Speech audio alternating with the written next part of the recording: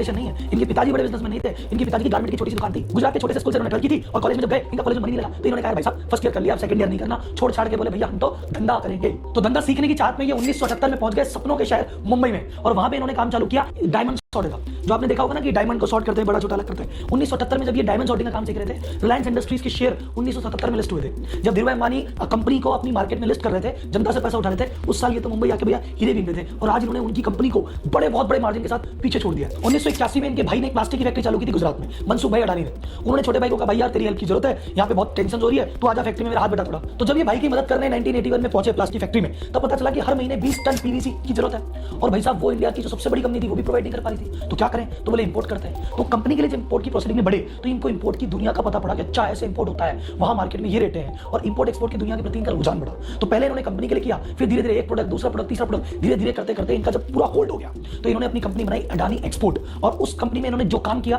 फिर इनको दोबारा पीछे मुड़ के देखने की जरूरत ही नहीं पड़ी और उसी अडानी एक्सपोर्ट का नाम बदल के आज इन्होंने अडानी एंटरप्राइज किया है, जो कि इनकी फ्लैगशिप कंपनी है। उसके बाद तो भैया अडानी और अंबानी, धीरूभाई अंबानी और अडानी एक चीज कॉमन है, इनको चीजें छोटी समझ नहीं आती, इनको स्केल समझ में आता है। जो समझ में आता है बड़ा करना। आप और मैं सोचते हैं कि यार अपने शहर के बड़े आदमी बनेंगे, अपने राज्य के बड़े आदमी बनेंगे, ये हर चीज देश लेवल पे सोचते हैं, क्या देश का सबसे बड़ा काम, देश का सबसे बड़ा काम। तो इनका जैसे जैसे ये आगे बढ़ते गए, कुछ पॉलिटिकल सपोर्ट मिला, कुछ इनकी मेहनत थी और धीरे करके इन्होंने अपना अडानी ग्रुप ऑफ कंपनीज का एम्पायर बनाया। तो अभी हम बैठ के डिस्कस करते हैं कि इनकी टोटल ग्रुप की कौन-कौन सी कंपनी है और कौन-कौन सी कंपनी क्या-क्या काम करते हैं, कि इनकी टोटल ग्रुप की कौन-कौन सी कंपनी है और कौन-कौन सी कंपनी क्या-क्या काम करती है और ये किस तरीके से इतने बड़े आदमी बने। तो अडानी ग्रुप की पहली कंपनी है अडानी एंटरप्राइजेस, जिस कंपनी के अंदर ये कोल ट्रेडिंग का काम करते हैं। इंडिया में सबसे बड़े कोल ट्रेडिंग कंपनी है, इंडिया में सबसे बड़े कोल माइनिंग का काम करने वाले कॉन्ट्रैक्टर ये हैं और इंडिया में सबसे बड़े प्राइवेट एयरपोर्ट का ऑपरेट करने वाले ये हैं। ये तीनों काम ये इसी कंपनी के माध्यम से करते हैं। इनकी दूसरी company Adani ports and SEZ, इस कंपनी के अंदर ये ईस्टर्न और वेस्टर्न लाइन पे टोटल मिला के 13 पोर्ट है, उन 13 पोर्ट को हैंडल करते हैं और प्राइवेटली मैनेज करते हैं और इंडिया के सबसे बड़े प्राइवेट पोर्ट ऑपरेटर है।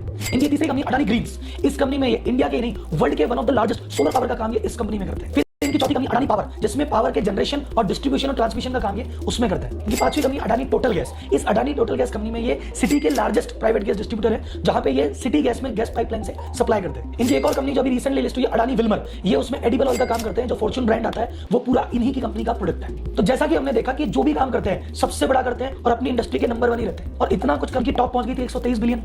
आज जब मैं वीडियो बना रहा हूं मैं फोर्ब्स पे देखता हूं इनकी आ रही है 106 बिलियन, यानी 17 बिलियन डाउन है। कल और आज में 24 घंटे में 5 बिलियन डाउन है। तो इनकी जो तेजी ऐसा नहीं है कि कंपनी ने कुछ रॉकेट साइज कर दिया, बस शेयर के भाव चल गए तो ये भी उछल गए और शेयर के भाव जब बैठेंगे तो ये भी बैठ जाएंगे। इस ग्रोथ के पीछे एक चीज छुपी है, इनके एक्विजिशन।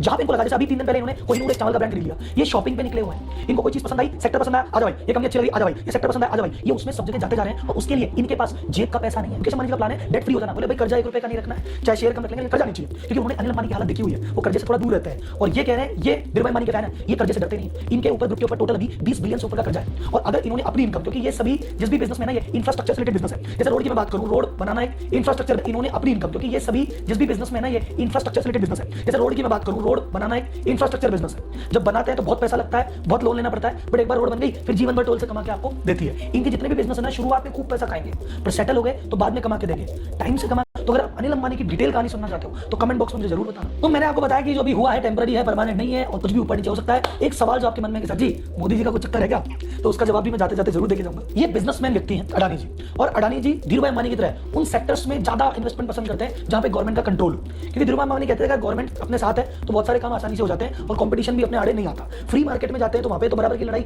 लड़नी पड़ती है, कंपटीशन भी ताकत लगाता है हम भी, और जहां ऐसे गेम में चले गए सरकार है और लाइसेंस दे दिया तो दे दिया, बात खत्म। तो नॉर्मली ऐसी सेक्टर्स में इन्वेस्ट ज्यादा करते हैं जहां गवर्नमेंट का हाथ ज्यादा होता है। और आपको लग रहा है सर जी मोदी जी ने इनको हेल्प की, सब बिजनेसमैन आदमी है, सबसे बना के चलते हैं। इनको जीवन में जब पहली बार मुंदड़ा पोर्ट अलॉट हुआ था 1993 में, तब इनको अलॉट किया था चिमन भाई पटेल ने, जो कि गुजरात के मुख्यमंत्री थे कांग्रेस की तरफ से। इनको जमीन मिली थी 10 पैसे प्रति वर्ग मीटर के भाव से। सर 10 पैसे प्रति, मैंने कहा हम भी होस्ट नहीं करेंगे। तो पूरी दोस्ती उस समय निभाई गई है। जब इलेक्शन हुआ तो प्लेन भी दिया गया। तो वही बात है कि म्यूचुअल कुछ चल रहा है, लेकिन मैं कहूंगा कि भैया अगर आप ये कहो कि भैया अडानी सिर्फ अडानी मोदी जी की वजह से ही है, सरकार की वजह से नहीं साहब, ये तो जब मोदी जी नहीं थे तब भी कंपनी थी और मोदी जी नहीं रहेंगे तब भी ये तो कंपनी चला लेंगे। और इंडिया छोड़ो, ऑस्ट्रेलिया में एक माइन नहीं मिल रही थी इनको, वहां की सरकार से भी सेटिंग की है और वहां भी माइन अलॉट कराई है। तो व्यापारी आदमी को न देश की सरकार न विदेश की सरकार, चाहे इसकी हो चाहे उसकी हो, इनको अपना धंधा करना है और ये करते रहेंगे। तो ये था अडानी पुराण की समाप्ति। आपको बहुत सारी